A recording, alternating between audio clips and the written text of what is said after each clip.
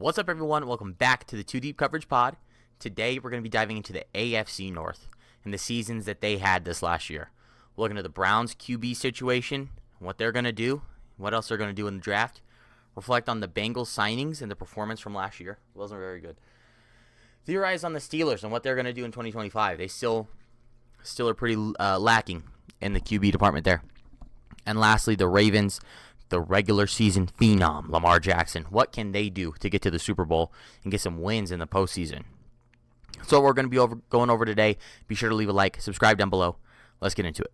But first, I have to talk to you about my friends and partners at W Energy. Since 2021, they've been making the safest, cleanest, and best crash-free energy drink on the market.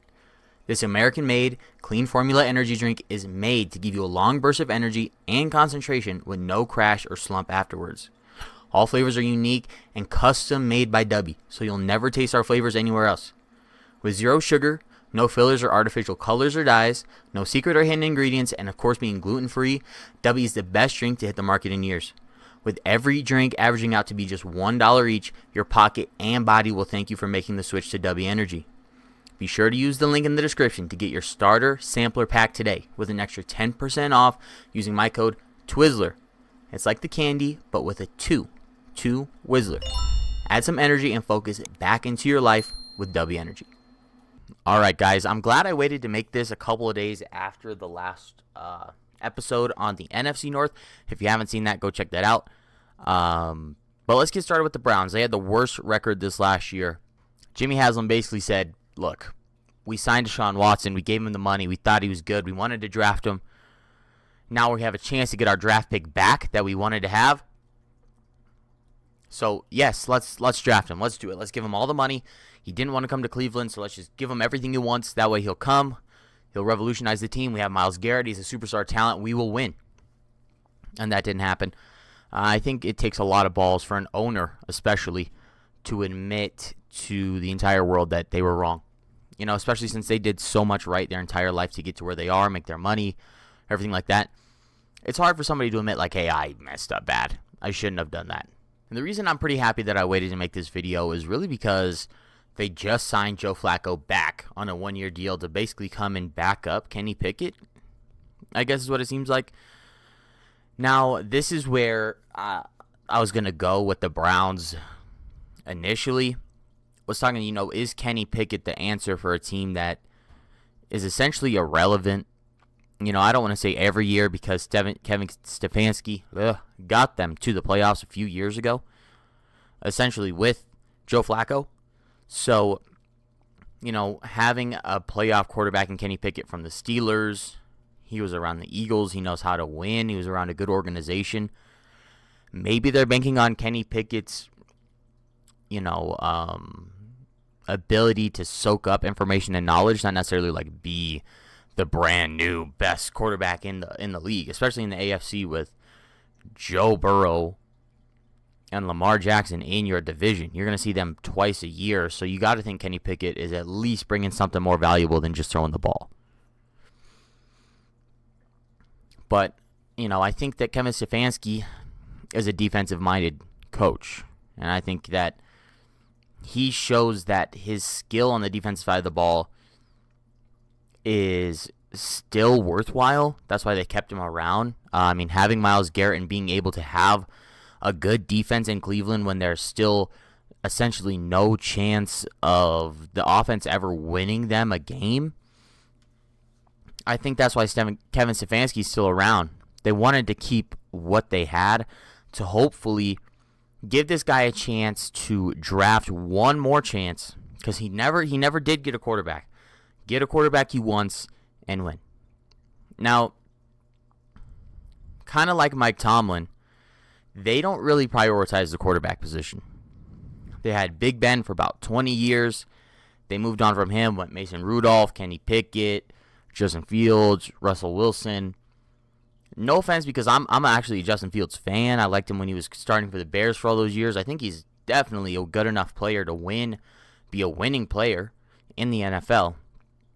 But I think that it shows that the Steelers don't care about offense as much as defense. Kind of the same way Stefanski cares a lot more about defense than offense. And I think that the offensive side of the ball on each team is kind of just left up in the air. And I think that this year, both teams are going to be making a drastic change, especially the Steelers. Like, the Steelers went and got DK Metcalf because they felt like their offensive attack wasn't enough to garner any wins. Obviously, I mean, that's why they did what they did. But I think Tomlin and Stefanski kind of have the same thought process. Like, man, if we can't stop a good quarterback, it doesn't matter what our good quarterback will do. So I'm hoping that the Browns pull something together, pull something out of their butt, or else Coach of the Year a few years ago might be out. Pardon this video interruption. We have some breaking news. Come and join the new Twizzler Discord, a place to hang out with friends, make new ones, and find a like-minded community. Find new people to game, chat, or even debate with. We have everything you want and need from Minecraft, Call of Duty, Fortnite, GTA, and our special areas to watch and talk sports. Be sure to join today and stay up to date with the community and all the content we have. Follow the Linktree link in the description, and we'll see you soon. Back to the video. Myles Garrett stays. I know I haven't talked about this yet, but Myles Garrett basically went on the biggest media tour, free agency tour, trade me tour in the history of the league, especially for a defensive player that I've seen in a long time. I mean, he went on every radio show basically saying, me and the Browns don't agree. We don't see eye to eye. We're not good for each other anymore. We don't have a relationship. We should break up. Spare the kids kind of thing. He's like, I know I could do better. And he probably could have. He probably could have gone to a team that's just as similar. I bet the offers that they were getting, I'm sure they told him about them. Maybe like a Tennessee, let's get Myles Garrett, then we can draft Cam Ward, and we basically get Abdul Carter and Cam Ward. Or, like the Jets, who else really needs like a defined edge rusher that doesn't have one? I'm sure a lot of these lower tier non-playoff teams are looking to get a high-end caliber player like that. But we'll be talking about the Bengals here in a few minutes and their problem with their edge rusher. I think having an absorbent amount of money going towards this one player, $40 million, really holds back against you on the cap. I mean, you're paying some dude essentially almost a fifth of your cap space, a sixth of your cap space on one player, and you got 52, 53 more to go. So, I think Myles Garrett, it says something about him. Maybe he understood that these other teams were kind of in the same situation.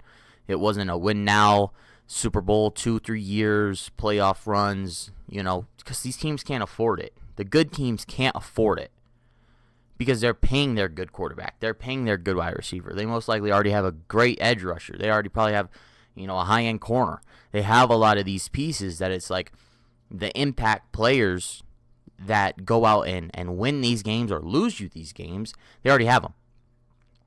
So I think that's maybe where Myles Garrett ended up staying in Cleveland, taking the money, staying where he wants to be, because that's something that he said. He doesn't want to leave Cleveland, never wanted to leave Cleveland, but I think he also understood that he is not able to do the things he wants to do there. Winning Defensive Player of the Year is great, but I mean, you're never going to be in the playoffs, Super Bowl MVP, Super Bowl champion, anything like that, when the organization top down is kind of bleh, okay? But Myles Garrett, just as a player, I think it kind of shows the Browns' strategy and their thought process as an organization. Is like, okay, we don't need to worry about quarterbacks. We don't need to worry about offense. We have a great defensive player. Let's keep him, build around him. He works well with Stefanski's mindset, the plan that they have. And plus, it seems like it's very possible that the Browns could draft Abdul Carter as well. And I think that's maybe a reason the Browns have been so quiet, is because they're actually thinking and wanting to draft another edge rusher after one just wanted to get out. And they probably, sorry about the cats, guys, but they probably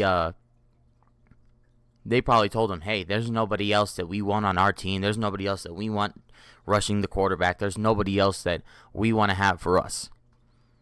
But then, at the same time, I bet Cleveland is sitting there thinking, let's get him at 2 and let's have the best defensive line in NFL history. at least for a couple of years, until Garrett either retires or does get traded after he plays out some of these years of his contract. Well, he's in his 30s, so we'll see how long he lasts.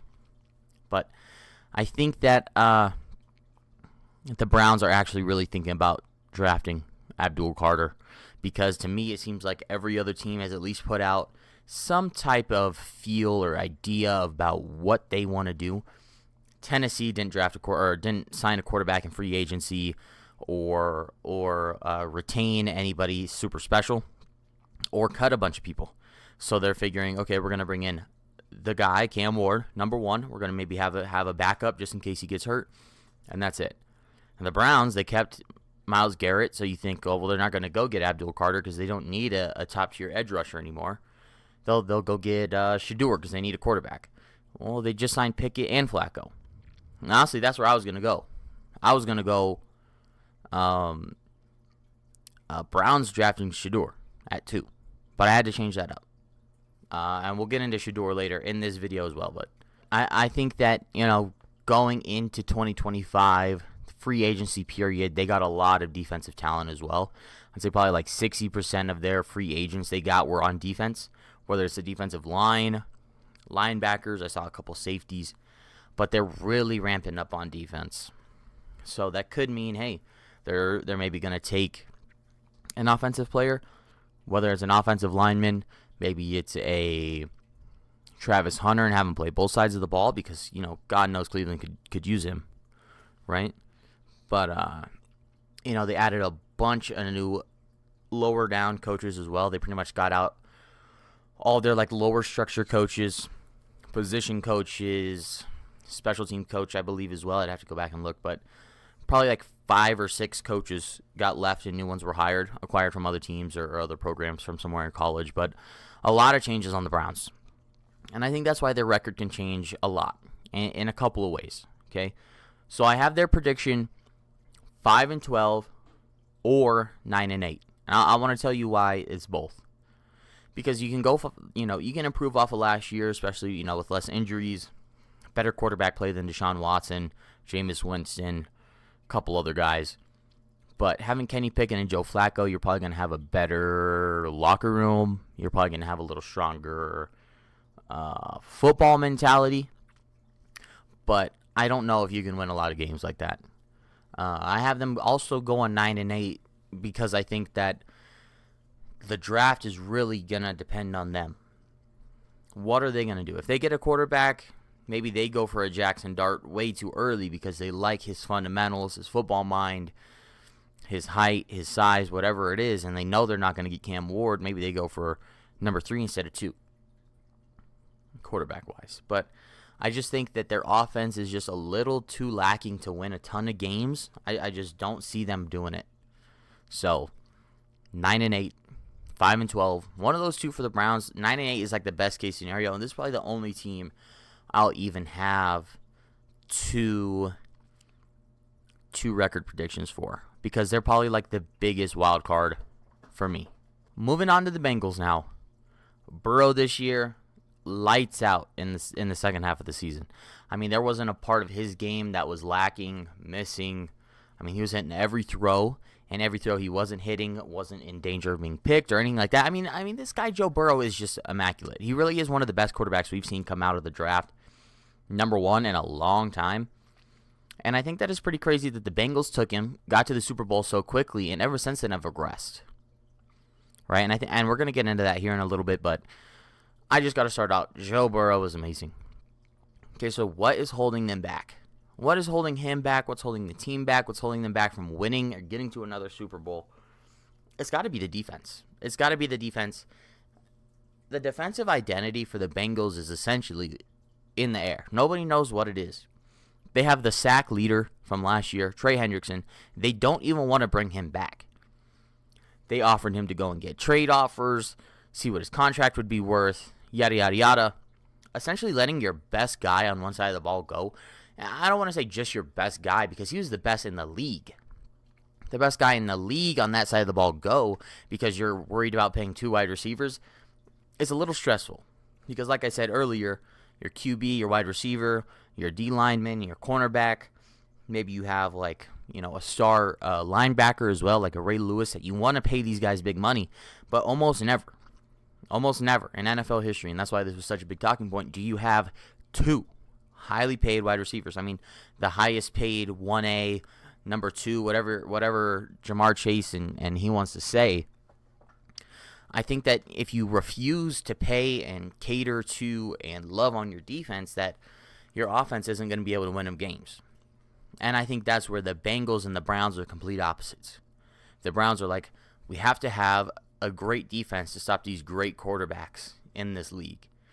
But the Bengals are a team where our offense needs to be as good as possible. That way we can score as many points to beat these best defenses.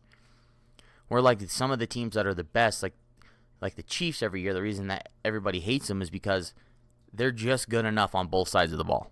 They just have enough to get it done every game. They're just good enough. And, whether you win or lose by 1 point, it's still a win or a loss.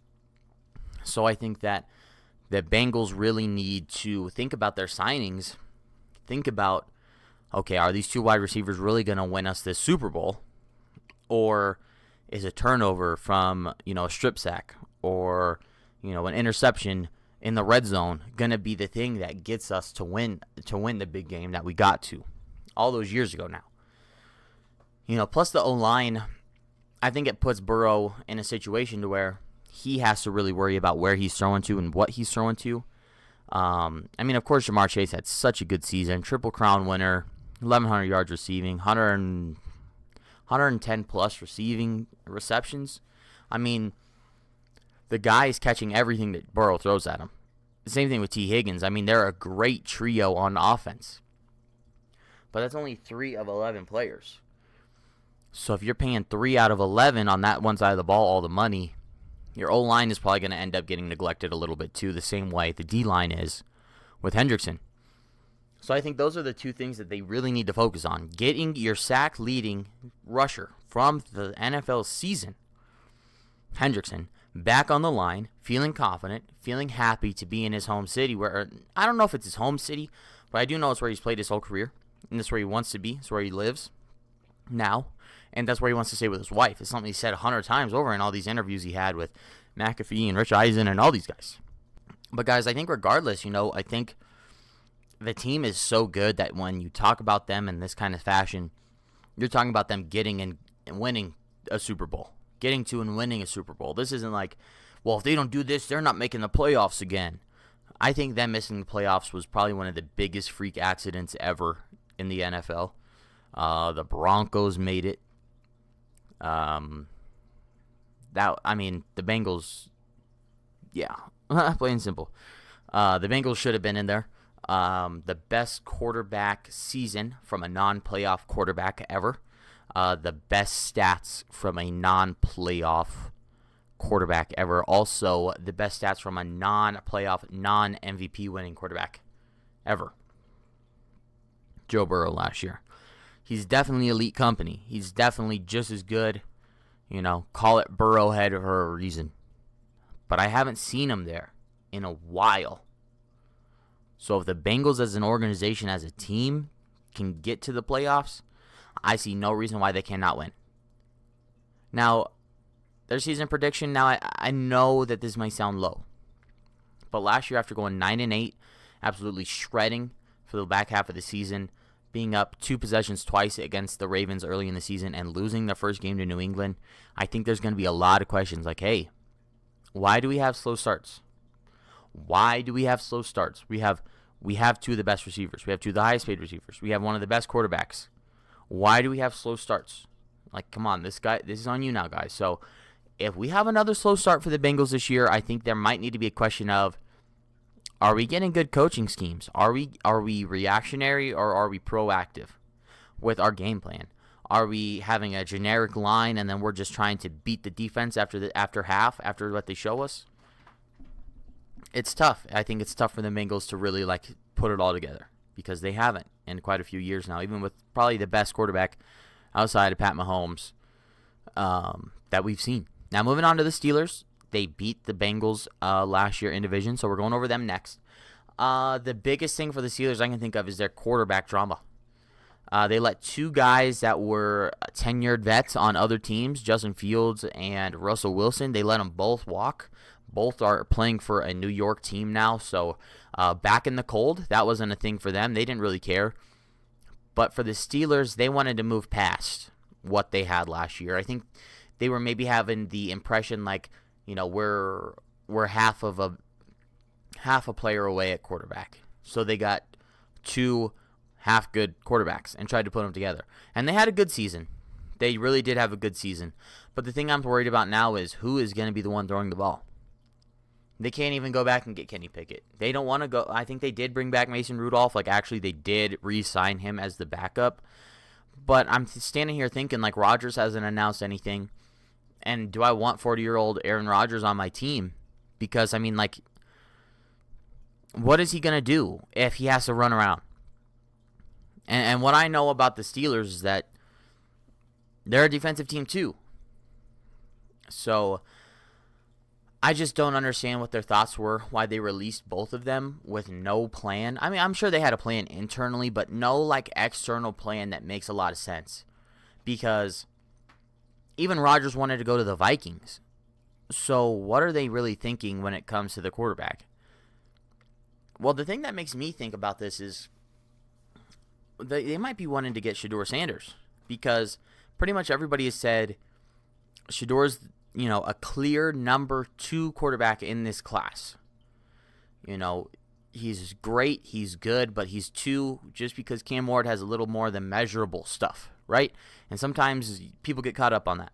To me, it seems like the Steelers might be actually thinking okay, if we go into the draft and he makes it down to 21, we're going to take him because he's the best answer.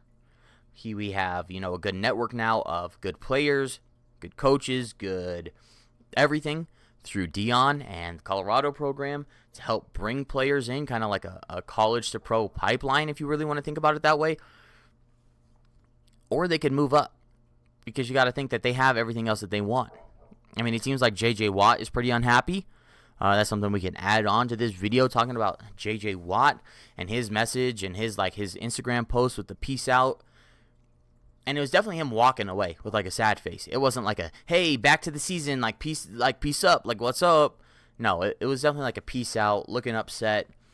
And I think he might be reflecting on his thoughts on the team, what are we doing here, guys? Why don't we have a quarterback? Why don't we have a plan? Why don't we have something out in the open for us to talk about, for us to look forward to? These training camps are about to start, and Mason Rudolph is going to be taking first rep snaps. I would feel pretty upset because they got rid of him a few years ago. J.J. Watt knows exactly what to expect with Mason Rudolph. So I just don't know really what they're thinking. Especially when it comes to signing DK Metcalf. Are you going to have a problem with Pickens not wanting to share balls? And what if he doesn't catch him as well as Metcalf? And now all of a sudden he has to throw to Metcalf, whoever he is at the QB spot, because he knows he's going to make the catch. Because he's a big body in the end zone, where Pickens is kind of like a finesse, maybe a long ball grab out the sky kind of guy, like an OBJ character. So what kind of situation are you going to have at receiver where you're basically battling yourself in your own roster the whole year? There's already locker room drama with Pickens every year as it is, and he's number 1, the clear number 1. So what happens when Metcalf, a bigger guy who's just got a bigger contract, is going to come in and he's now the wide receiver of the day? He's like a Calvin Johnson type receiver. Big body, tall, unreal ability. As good as George Pickens is, I think it's going to be hard for him to understand that he might be the new T. Higgins in the division. No offense, but I think that's maybe why they got Metcalf, because he couldn't handle the responsibility of being a 1. He has the skill of a 1, but he doesn't necessarily have the personality traits of a 1. Not saying T. Higgins doesn't, guys. I'm not comparing them on that front. Skill-wise, amazing, but just in Pickens' end is come on, dude. What are you doing every year? Every year we got to have problems in the locker room with you. It's what's the point of even having you be the guy if we can't trust you to be the guy? Right? So we'll see what Tomlin and the Steelers do. Obviously they care about their defense, and they're gonna have a good defensive unit every year. But I think they might go 9-8. They went 11-6 or I think 10-7 last year. They lost a ton of games at the end because their quarterback play could not take them through the winter.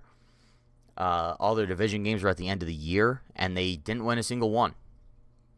So I think it's going to say a lot to Mike Tomlin this year if he can keep a positive record, if he can keep a winning season, if he can finally do it, keep the winning streak going with no reason why.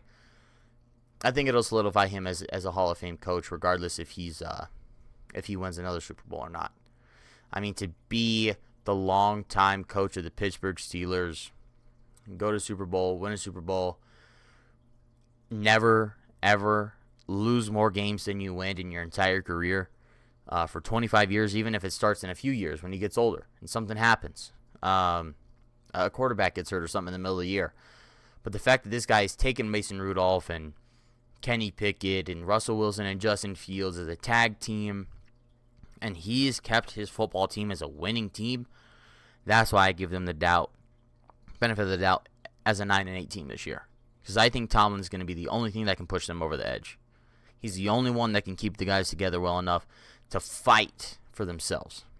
Because it's going to be a fight for the Steelers this year. As much as I like them, their team composure's gone down a lot over the past few years. But let's finish this up, guys. We got the Ravens to go over. The Ravens, for the last 3 years, have been my Super Bowl pick. They're no longer my Super Bowl pick. I really thought Lamar Jackson was... he is a great player. Lamar Jackson, don't get me wrong, he's already a 2-time MVP. He's a fantastic football player, fantastic quarterback. He's getting better at throwing it every year. Fantastic running ability. Able to see the field well with his legs as well. But I think more than anything is he cannot win in these playoff games. And you can tell watching the playoff game before to the divisional round, something changes. I don't know if it's nerves. I don't know if it's if it's people from the outside, maybe putting too much on him. Maybe the workouts are more intense leading into the playoffs. Maybe they're more relaxed, or something changes for Lamar to where you can tell he gets on the field and the same situation, same breakdown will happen with the same team in the regular season, and he'll do two different things in the playoffs versus the regular season. Maybe it's the consequence of it all. Not even necessarily I lose this game or I win this game and we move on. It's we lose this game and we're done playing. Where in the regular season you can go 12-5, 13-4. You can lose game after game after game after game. But as long as you win more than you lose, there's a good chance that you're on to the next level. So I think once he finally gets to that next level, he has it in his head that the games matter to a point to where you have to play differently. But that's the exact opposite. I think maybe you hone in on your strongest abilities, like running the ball in open space, throwing balls, long balls during breakdowns, and keeping your tight ends into it on second and third down. That seems like their strength. Like that's what they won a lot of their games on last year. And I think that the Ravens can do more, but you get into the playoffs and Lamar is wanting to stay in the backfield the whole time. Loves the pocket so much more. The tight ends are blocking a lot. They're not really getting involved. A lot of middle routes, a lot of short passes, and it's like this is not the team that the Ravens should be. Even running the ball, you would think in the playoffs versus the regular season, you look at the Eagles, who's a very similarly built team in the NFC, who just won the Super Bowl with a running quarterback who has a good arm and can throw it well, but a star running back right behind who's a big strong body that is solidified in the NFL as a great. You would think that they would have similar seasons, but the fact that the Ravens got to the playoffs and then pretty much changed their entire identity shows that it might be not I don't want to say a coaching issue, but maybe it's a coaching mentality that they get into the playoffs and, okay, guys, it's time to do things different. It's time to do this. Where it's like, no, we're going to go play, and we're going to go play the same way we did to win 13 games or 14 games or 11 games, or even we just won 9 games. We got into playoffs, guys. Let's go do what we did in the 9 games to win than the 8 games we lost. That's what I would say as a coach. I'm not going to put any extra pressure on these guys when, they know what the stakes are. They're not stupid. These are professionals. They know what the stakes are. So it might be a bit of that too, but Lamar is definitely changing. His dominance from the regular season, where he's MVP level every year.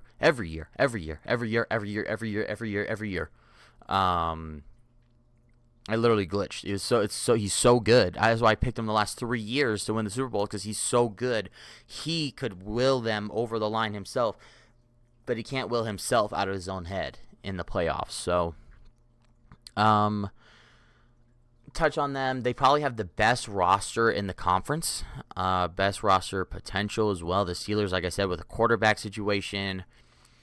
Their defense is good, but their wide receivers are going to be tough to figure out where that's going. It'll be good to see what Freiermuth does this year. But the Ravens, Mark Andrews, and they have that other good tight end. Isaiah Likely, number 80. You have a 2 tight end set. You can have, you can really do a lot with misdirection, blocking.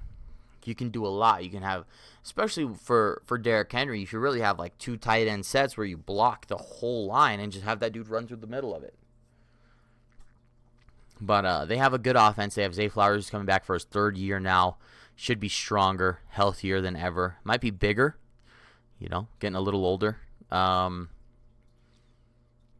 But other than that, guys, I think the biggest thing that they need help with to really get over the edge is their defense. Compared to the Lions and even some other teams, the Ravens had a pretty healthy defense last year from what I remember. I hate to say from my head. I could look it up really, but the whole season, that wasn't really a narrative or something that people were talking about when it comes to the Ravens. They could go out and win any game, every game. The Ravens had a top-tier defense. I think after week 13 or 11, they actually were the number 1 defense post that week, and the Eagles were the number 1 defense the whole year. So the 2 bird teams are pretty much as similar as you can get in composure of team building, the pieces, just everything. And the Ravens cannot get past into the Super Bowl. So I think that, as good as their defense is, they only had a turnover ratio of plus 0.2. So for every turnover that they received, they turned over an eighth of the ball. Or if they turned over 10 balls, they also gave away 9 balls, essentially, and they kept 1. It was only a 20% chance that they kept that 1. Their turnover differential is horrible. Whether it's turnovers on offense with interceptions or fumbles, or the lack of takeaways on defense, I think that top defense in the league really needs to get more balls for Lamar Jackson and Derrick Henry to have a chance to score some more points to get past in the offseason. I think, like I was saying earlier, with the Bengals, if they're in the Super Bowl and they don't have Trey Hendrickson or a great edge rusher, that strip sack on the 7-yard line while they're about to score could be the thing that changes the game and wins you the championship, where the Ravens are literally plus 0.2. They're middle of the pack in the league. I think they said it was like legit 17th. They're as average as you can get. And to have a top defense at the end of the year and to be middle average at best is to say that you're lacking in that area. So my prediction for them, as good as Lamar Jackson is and as good as the rest of the team is, I think they're going to go 12-5 this year. 12-5. I don't know if things are going to change when it comes to the playoffs. I think that Lamar needs to trust himself, because I remember seeing quite a few interviews where he's like, well, his mom is his agent. He's very close with his mom, and that's good to have. But I think when she's giving you football advice, it's time to say, Mom, I'm sorry, but you've never ran as fast as me. You've never been tackled by guys as big as me. I don't need to run more. Because if I run one more time, I'm going to hurt my ankle. Or I do need to run. You're right. But not as much as you're saying. He takes a lot of advice from his mom. And I'm sure he takes a lot of advice from people close to him in his life. But I think once you get down to the playoffs, I think there's only one person you need to listen to, and that's your coach. I think you need to listen to the play that your coach calls. And if he's prepared for it to break down in his own face and let you work your magic that you have, that everybody knows you have, the 2-time MVP Lamar Jackson has, that's different than just, I don't like the play, I'm going to run around. Or, I don't want to hand it off. Or, I do need to run more. It's a different story, guys. So, we'll see what happens. We'll see how the Ravens do. I think they're going to go 12-5. I think they have, like I said, the best team in the division. And I think they'll be on top again this year. So, be sure to leave a like, guys. Going over all the divisions, all of the teams leading up to the draft, which is coming up very soon. Going to try and have these out every other day because I have to do 8. And I think there was only 16 days until the draft when I started these. So we got to get some more out. Be sure to leave a like and subscribe. Let me know which division you want me to do next. I have West, East, and South left to go. Probably going to switch back to the NFC. So let me know some of your guys' favorite teams, and I'll be sure to get on that. And we'll see you guys next time. Peace out.